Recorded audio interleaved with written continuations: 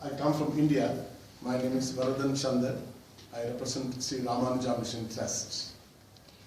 I had met Mr. Colin Archer at the International Peace Bureau, and he had been very fondly expressing about this particular topic on moving the money. We in India also have been carrying out certain knowledge spreading as well as awareness generation on the subject of the need for restriction of the armament expenditure and diverting it towards constructive applications. Especially, there are two important areas which are very vital for the survival of mankind within the next 30 to 50 years.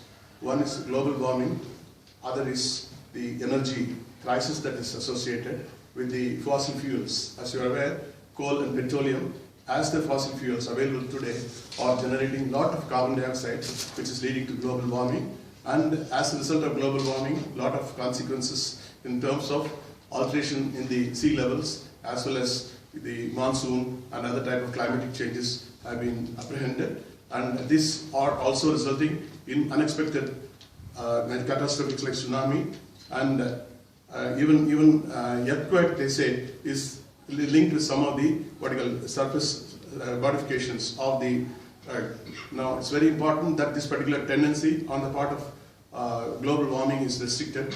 Even the peaks of the Himalayan mountains as well as Alps mountains, which used to have a lot of deposits of ice during the previous decades, have not been forming so much of ice in a similar period, and it's likely that the deposition of ice reducing. Some of the live rivers of India like Ganges and Jamuna, or some of the European other rivers, are likely to get dried in the next 50 years, and the type of vertical other type of climatic changes are also likely to be very, very harmful. We need to substitute the source of energy completely from the fossil fuel to the solar, wind, thermal and geothermal, or other ocean energy and other things. But the cost of this type of alternate energy is very high at the moment. It's not affordable. It is very important that all the money that is available is diverted to the research and development to reduce the cost of manufacture of the alternate energies to make them on par with the fossil fuels.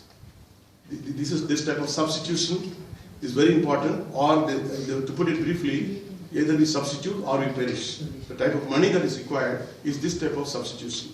Another thing that is very important is the extent of polymers and plastics which we are consuming. Today they are all non-biodegradable. 90% of the plastics and polymers that we are consuming are non-biodegradable. But the Western countries, per capita consumption, individual per individual that we are consuming of the non-biodegradable plastics is about 3 to 5 kilograms.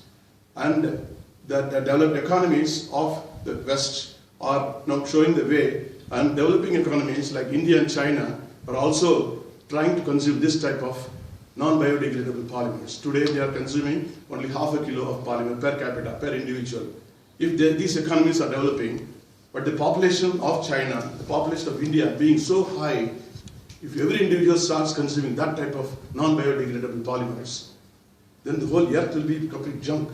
All the water reservoirs, waterways, the way water has to come out, the earth has to be preserved. If it is jumped with this type of non-biodegradable polymers, as the economies of China and India are growing in the next 20 years, this earth will become a real rubbish. You cannot be allowing this. So we need to convert all the existing non-biodegradable polymers and plastics and composites into biodegradable. A lot of money is required. Billions of dollars of money is required for these two things. In addition, you have a lot of unemployment issue, economics issue, education issue. There are fundamental requirements of food, nutrition, which is required for the rest of the country. These are the positive applications of resources. Money has to be utilized and applied in a positive direction. Today, the current standing point is that there are certain energy lobbies, there are certain arms lobbies. These are the lobbies which are the business groups which are doing backseat driving, and all political decisions, all the decisions of the governments in different countries are given backseat driving by these type of lobbies, and they have only selfishness and greed as the primary motive with which these decisions are being put.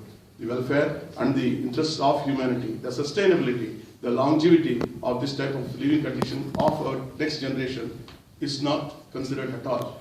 And only the wiser and the saner sections of humanity has to take corrective actions. And the type of emphasis that is needed for moving the money from this type of destructive and self-seeking applications to constructive and sustainable application has to be done as a campaign.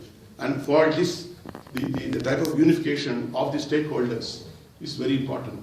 The stakeholders in peace establishment, the stakeholders in disarmament, the stakeholders in this type of moving the money are the youth of the world, because their future is at stake.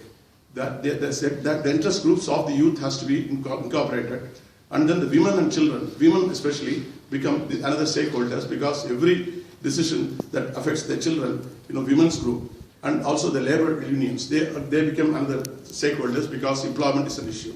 And then you also have environment groups. So, and then the religious groups, the religion by say, that is the spiritually sensitive, spiritually conscious religious groups have to be included.